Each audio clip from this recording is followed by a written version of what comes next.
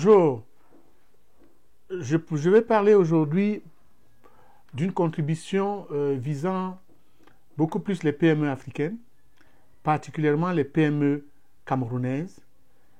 Nous allons échanger sur l'idéal de l'exportation intra-africaine et sur l'avantage d'ouvrir nos marchés et l'avantage d'avoir une compétitivité de nos exportations entre les pays africains. Je suis expert en commerce international, conseiller, coach, conférencier, et ma petite expérience me permet d'échanger aujourd'hui sur l'avantage du commerce de proximité entre les pays africains. Globalement, au niveau des exportations et du commerce intra-africain, on le situe à peu près à moins de 2% au niveau des échanges entre les pays. Ce qui est vraiment en deçà des opportunités offertes et les pays africains perdent énormément en matière de compétitivité.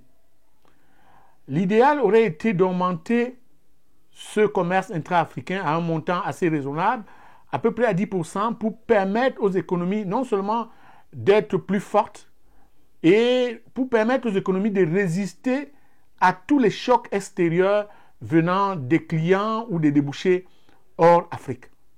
Nous allons aujourd'hui discuter de l'accompagnement à l'exportation des PME africaines. Nous allons traiter spécifiquement le cas des PME camerounaises vis-à-vis du marché nigérian. Comment exporter au Nigeria? Le Nigeria et le Cameroun, c'est deux voisins, à peu près avec 2000 km de frontières, deux voisins qui ont, je pense, de très bonnes relations et une proximité qui aide les deux pays, mais cette proximité n'est pas capitalisée. Alors, il est important que les PME camerounaises qui se demandent chaque jour comment exporter vers des marchés plus difficiles regardent le Nigeria voisin comme une opportunité, une aubaine, et essayent d'exploiter cette proximité pour valoriser les produits, pour exporter. Alors, le problème, c'est celui-ci. Nous avons un Nigeria qui aura bientôt 200 millions de consommateurs. On parle d'ici 2020, ce sera 200 millions de consommateurs. 200 millions de consommateurs, c'est 10 fois la population du Cameroun. Mais 200 millions de consommateurs, il faut les nourrir. Les Nigériens n'ont plus de terres arables, les Nigériens n'ont pas de structure capable de résister au choc économique. Et c'est vraiment un gros problème. Les Camerounais ont les ressources, les Camerounais ont les compétences, les Camerounais ont de la terre arable. Donc le Cameroun est stratégiquement mieux placé que quiconque pour exporter au Nigeria. Alors, le véritable problème de la caractéristique du marché nigérian, c'est un marché excessivement exigeant. Quand on a 200 millions de personnes à nourrir, c'est un marché qui est exigeant. C'est un marché qui sait exactement ce qu'il veut. Les Nigérians, les hommes d'affaires nigérians ne sont pas des tâtonneurs, ce ne sont pas des gens qui hésitent sur ce qu'ils veulent. Ils savent exactement ce qu'ils veulent. Alors, le marché camerounais, les exportateurs sont très, très frileux. Ils ne sont pas conscients de leurs compétences et ils ont des problèmes d'accompagnement méthodologique au niveau des exportations. Alors, le défi au Nigeria, c'est comment pénétrer le marché nigérian. Il est très, très difficile d'entrer au Nigeria en termes de monopoleur. Ça veut dire que si une entreprise camerounaise doit exporter au Nigeria, cette entreprise doit regarder beaucoup plus les aspects liés à la compétitivité des produits qu'elle offre. Il y a des questions qui sont très importantes à régler avant de regarder le marché nigérian. C'est quel prix on offre aux produits qu'on veut exporter vers le Nigeria. Il faut offrir un service client de qualité. Les Nigérians sont très exigeants. Il faut regarder les règles de compétitivité, surtout en matière d'SPS, parce que les Nigérians ont une agence, dont je vais parler tout à l'heure, de contrôle des importations, surtout agricoles, qui n'est pas flexible en matière de règles. Nous allons parler de l'État tout à l'heure, du rôle de l'État, parce que l'État doit accompagner tout ce processus. L'État doit aider les deux systèmes économiques à s'harmoniser, à se comprendre. Parce que si les deux systèmes économiques ne se comprennent pas, les PME ne pourront pas profiter de façon optimale de l'aubaine qu'offre le marché nigérian. On a deux structures économiques. On a la CEDEAO, qui est chapeautée par le Nigeria. Le Nigeria seul, c'est plus de 52% du PIB de la CEDEAO. On a la CEMAC, le Cameroun, qui a à peu près 40% du PIB de la CEMAC. Alors, on a donc, au lieu de regarder deux voisins, on a deux régions économiques voisines. Alors, ces régions économiques voisines, si elles se mettent à faire des affaires, ça veut dire que la PME camerounaise qui veut exporter vers le Nigeria ne doit pas seulement regarder les 200 millions de consommateurs du Nigeria. Cette PME doit aussi regarder, dans quelques années, les 350 millions de consommateurs de toute la CEDEAO. Ce qui fait qu'il faut regarder les problèmes de visa. Heureusement, il n'y a pas de problème de visa entre le Cameroun et le Nigeria. Ça, c'est très bon. Les problèmes de monnaie. Le Naira est une monnaie qui se défend très bien. Le CFA est une monnaie qui passe sur le marché, sur le plan commercial, mais les deux monnaies ne sont pas convertibles directement. Les deux monnaies, la convertibilité doit passer par des monnaies refuges. C'est-à-dire que le CFA est arrimé à l'euro, le Naira est arrimé au dollar, et pour convertir le CFA en Naira, on doit passer par le dollar ou par l'euro, ce qui fait perdre la compétitivité des deux économies. Mais ça, c'est des choses qui peuvent se régler. Ce n'est pas nécessairement des handicaps, ça, c'est des aléas du marché. Le problème du Nigeria, je reviens, c'est le défi de nourrir 200 millions de consommateurs d'ici 2020. Alors, s'il faut nourrir 200 millions de consommateurs en termes énergétiques, en termes calorifiques, le Nigeria n'a pas de terres arables suffisantes pour avoir une production agricole qui rencontre la demande de leurs consommateurs. Alors, le Cameroun pourrait profiter de ce besoin pour mettre en place une structure, parce que le Cameroun a énormément de terres arables, et produire ce qui va être vendu au Nigeria. Nous allons tout à l'heure, par la suite, parler des problèmes de contrôle de la qualité des produits agricoles au Nigeria. Ça, c'est un autre débat. Mais les deux États peuvent se parler, et au niveau des accords entre deux États voisins, ils sont capables de s'entendre pour intégrer les problèmes d'exigence de qualité d'accès au Nigeria. L'autre opportunité, c'est au niveau du bétail. Les Nigérians, c'est 200 millions de consommateurs, mais ils n'ont pas la production de bétail suffisante pour faire face à leurs besoins. Paradoxalement, les Camerounais ont cette production et sont capables, mais sauf que les Camerounais n'ont pas augmenté leur production depuis des années. Alors, ils seront donc, s'ils veulent profiter de ce marché, de cette aubaine, de cette proximité, ils seront donc obligés d'augmenter leur production au niveau du bétail, et cette augmentation de la production va nécessairement leur donner une longueur d'avance au Nigeria. Regardez tout le cheptel qui est au niveau de la Damawa, au Cameroun. Il couvre de façon assez suffisante le marché local, mais ce cheptel, si on augmentait la production, le Nigeria est capable de l'acheter 5-6 fois. Alors, il faut que les structures et les organismes de compétitivité se mettent en place pour que les deux économies s'arriment. On continue maintenant sur l'aspect d'intégration des politiques.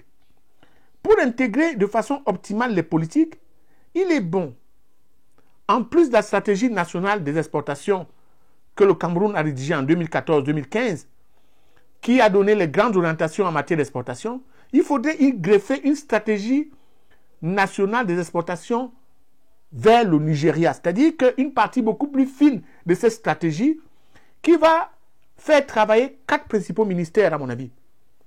Le ministère du Commerce, pour harmoniser tout ce qui est aspect réglementaire en matière de commerce dans les deux pays.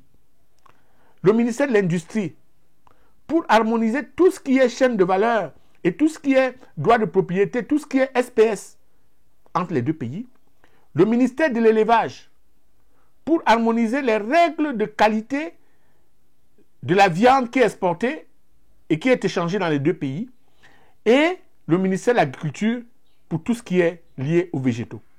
Alors, un travail entre ces 4 ministères et la partie nigériane pourrait déboucher à des accords, pas les accords qui sont signés jusqu'à présent, qui sont restés au niveau des douanes, au niveau de la réglementation, mais des accords qui ont pris en compte les systèmes économiques, qui ont pris en compte les exigences. Et cet accompagnement de l'État va donc permettre aux PME d'être capables d'exporter des produits compétitifs au Nigeria. Les Nigérians ont de l'argent, les Nigérians ont le marché, les Nigérians ont besoin de bons produits, les Nigérians ont besoin de produits de proximité. Alors, ceci permettra aux hommes d'affaires camerounais de faire plus d'argent parce que si les PME camerounaises réussissent à prendre ce segment de marché, imaginez-vous que les PME camerounaises prennent 5% du secteur agricole du Nigeria. Alors, j'ai essayé de calculer cette nuit.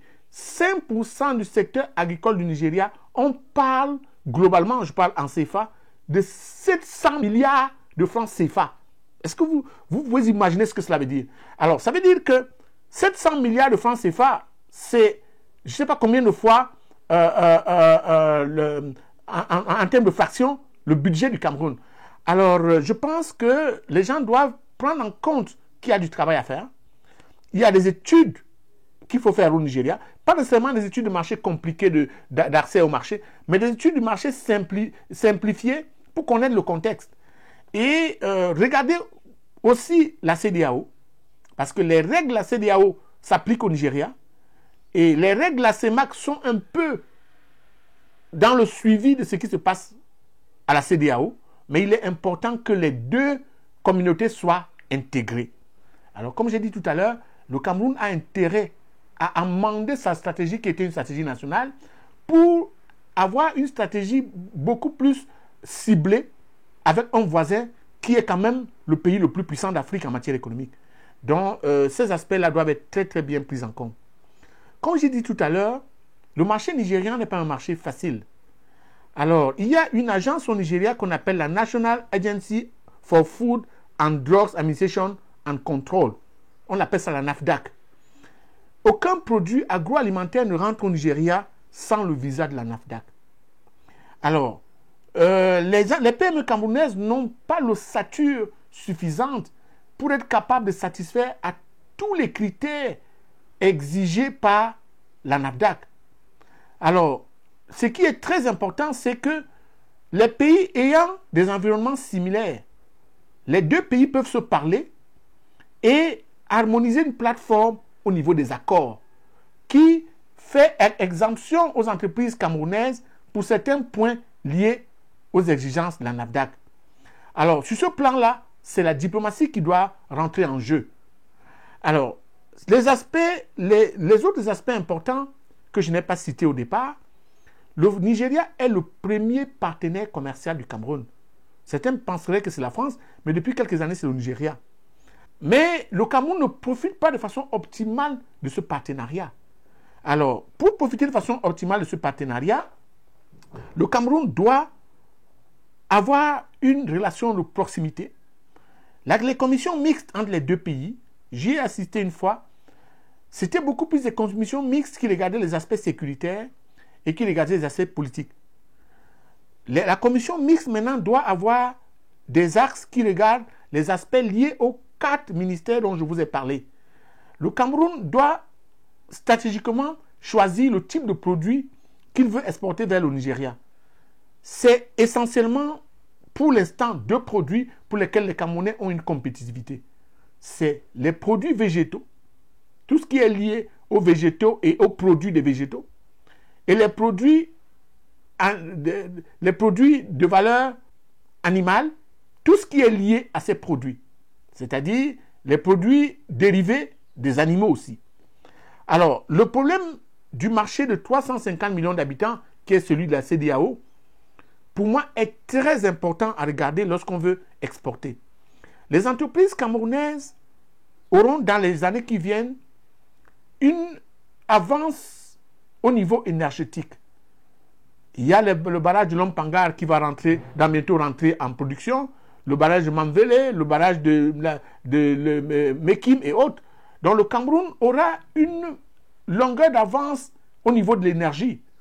Alors cette énergie doit être utilisée pour les chaînes de valeur qui vont produire des produits à valeur ajoutée exportables vers le Nigeria. Et on aura moins d'efforts à exporter vers le Nigeria qu'à exporter vers d'autres pays. Alors comment nous pouvons avoir un voisin aussi fort, aussi riche, à notre porte? Nous n'en profitons pas. Alors les entreprises camerounaises ne doivent pas se leurrer. Le véritable problème dans l'exportation, ce n'est pas les quantités en une fois, c'est les quantités toutes les fois.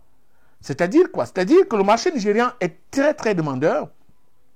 Pour remplacer une importation du Nigeria venant de l'Asie, il faut absolument que l'exportation camerounaise soit non seulement suffisante, mais qu'elle soit régulière. C'est-à-dire que les hommes d'affaires qui travaillent sur les scoops ou sur les coûts, qui sont capables de produire aujourd'hui 200 tonnes de maïs et l'entreprise disparaît, on n'aura pas besoin de cette race-là.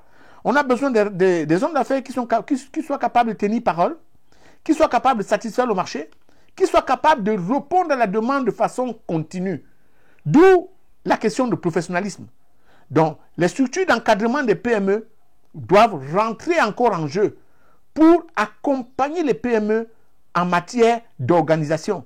Parce que le véritable problème des entreprises camerounaises, celles que j'ai pu rencontrer, ce n'est pas satisfaire à la production de 10 conteneurs en une fois, mais c'est de satisfaire à la production de 10 conteneurs tous les mois. Alors là, ça devient un problème parce que la compétitivité n'est pas encore intégrée de façon cohérente dans la mentalité des exportateurs camerounais. Il faut donc que cette compétitivité soit intégrée et ça va prendre du temps au niveau structurel. Donc la stratégie nationale, la partie nigériane de la stratégie que j'ai proposée tout à l'heure, doit prendre la valeur intégration de la politique comme argument principal de compétitivité. L'autre point maintenant, c'est que les Nigérians sont de gros importateurs, mais sont aussi très, très malins en affaires. Donc, il faut faire très attention avec les aspects liés aux concurrents qui ont une grande compétitivité. Je veux parler du marché asiatique. Les Nigérians importent beaucoup. Les plus grands exportateurs vers le Nigeria, c'est qui? C'est l'Inde, c'est les Pays-Bas, c'est le Brésil. Alors, c'est des pays qui sont des pays émergents. C'est des pays qui ont structurellement des économies compétitives. Alors, si le Cameroun veut exporter vers le Nigeria, ce n'est pas pour nécessairement prendre la place de ces pays qui ont une valeur, qui ont une longueur d'avance très, très élevée, mais le Cameroun doit automatiquement s'arrimer à ce niveau de compétitivité. Alors, moi, je suis sûr, avec mon modeste optimisme, que si le Cameroun se concentre sur le Nigeria, qui a 200 millions de consommateurs, et que l'économie s'arrime aux besoins et à la compétitivité de ce pays, si les PME camerounaises rentrent dans le jeu en matière de compétitivité, rien que par les exportations, le Cameroun est capable de rencontrer ces défis de développement où on parle de vision, où on parle de pays émergents. Mais s'il n'y a pas cette vue, le Cameroun va faire des efforts pour exporter vers des marchés très difficiles, des marchés où il n'a pas la compétitivité requise. Le Cameroun va se heurter au problème de certification, au problème de normes dans des marchés plus compliqués. Le pays n'a pas les ressources financières pour financer des laboratoires. Alors, c'est plus facile pour le Cameroun de se concentrer auprès de son marché de proximité, qu'il a grassement eu de façon divine, qui est le Nigeria. 200 millions de consommateurs, il faut donc se mettre au travail. Les PME camerounais, je vous encourage. Je vous invite à aller de l'avant. On est là pour vous accompagner pour des détails. Ici, on donnait juste les grands points, mais on pense qu'il faut bien que l'émulation commence quelque part.